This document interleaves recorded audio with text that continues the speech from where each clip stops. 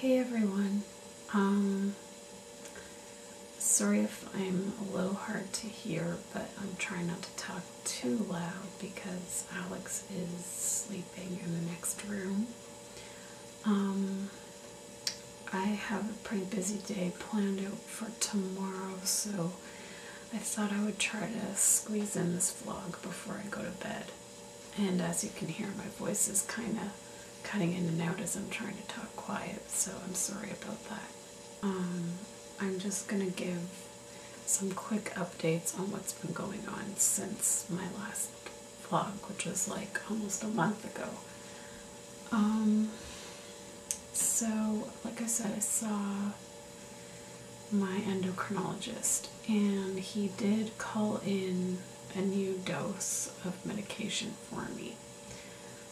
Which is kind of weird, because he called it in the day before I went to see my rheumatologist, and I didn't get a chance to pick it up before going to see her, so I couldn't tell her what the new dose was. But when I saw her, she said that my thyroid levels were normal, pretty much.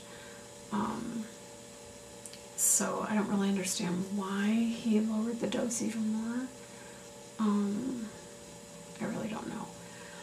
But anyways, in meeting with her, I told her how I've been having quite a bit of pain. I mean, still not as bad as what it was before being diagnosed, but close. And, I told her this, and she said that as as you come down on the prednisone, it's normal to get aches and pains. So she wanted me to keep going down on the prednisone, because she wanted me off of it. And so she upped my dose of Plaquenil in hopes that that would help. And that was like 2 weeks ago, I think I saw her.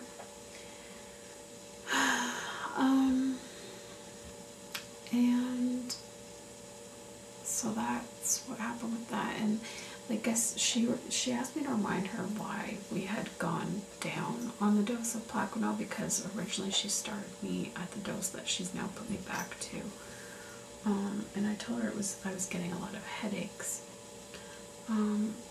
But so far, since being on the higher dose, I've only had maybe one headache, and it wasn't that bad. So maybe it wasn't the Plaquenil that was causing the headaches at that time.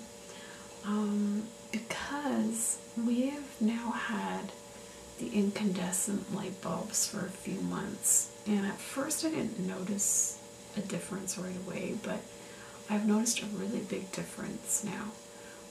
I'm not getting headaches at all anymore, and if I do, it's like just like your typical headache, like a dull headache, and it goes away like almost quickly on its own, or with like one Tylenol. So I've noticed that, like, I haven't had any headaches, and my energy has been a little bit better. Not a huge amount, but a little bit. So I believe that there is some truth to the fluorescent light bulbs, and the sad part is that they're still talking about phasing out the incandescent light bulbs and being all replaced with the energy saving fluorescent light bulbs. So I don't know. I mean, I know there's been a lot of studies done to show that not just for people who are sick, but just for people that they're not good, because of the mercury in them as well. And so they're dangerous to dispose of. So,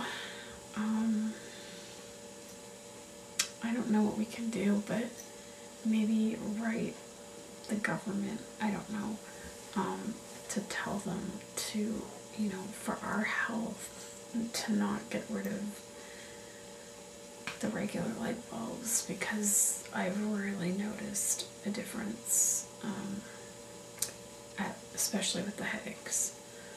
I'm still getting diarrhea, and really, really bad stomach cramps, and like, I'm not sure I'm going as much as I used to, but I'm still going quite a few times a day, and the rest of the time I'm having horrible stomach cramps.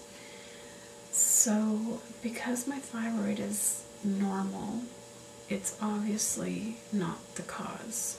So my rheumatologist has referred me to a GI doctor. And to bring it on to the next thing to do with that, I saw my kidney specialist on Friday, and she again was saying all my blood work was normal. My stomach's gurgling right now as we talk. And so I told her about the GI doctor, and she said to still go and see him and see what he says. But she suspects he won't find anything, because she really suspects that it is the Myfortic that's causing these stomach issues. She said it's rare, but it does affect some people that way. So with that, like I said, I'm still going to go see him. Hopefully, you know, he won't find anything seriously wrong. And it, you know, is simply the Myfortic. And, you know, in a way, I guess it's a good thing that it would only be a medication causing it and not another health issue. But on the other hand, here's the downside. If it's the Myfortic, then I have to stop taking it. And the only other option would be Imuran, which I can't take Imuran because it makes my liver go all wacky, and then I would end up in the hospital again. So I asked her what would happen if I have to go off the Myfortic. So she said we could take me off of it, and they would just monitor me to see how it goes. And if they start to notice my kidney acting up again, then I'd have to go back on prednisone. Which brings me to the next news. Saturday was my last 1 milligram dose of prednisone. And, you know, I'm happy to be off of it, but my fingers are swelling and they've been in pain all day, and my feet and my toes and my knees are hurting. So I don't know if that's going to be just temporary as my body adjusts. Hopefully it will. But it sucks.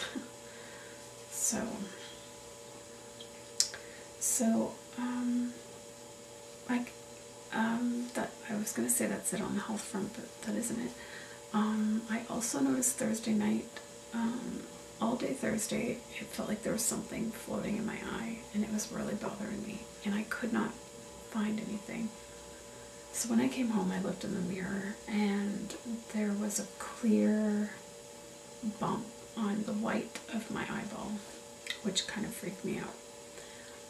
So I went to the eye doctor. After I saw the kidney specialist, I went to my eye doctor and tried to get like an earlier appointment because I'm supposed to see her in May for the Plaquenil checkup plus my annual eye exam. So